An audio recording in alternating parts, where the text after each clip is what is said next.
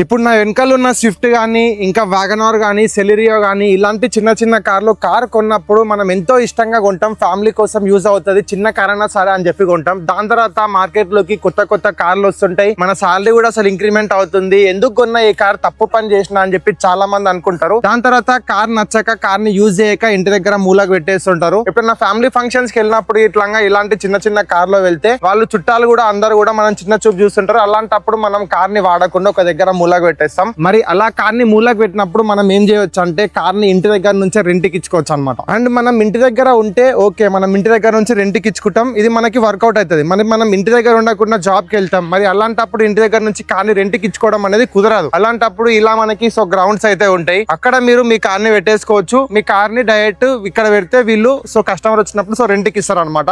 ఇంక ఇది కూడా ఉంది.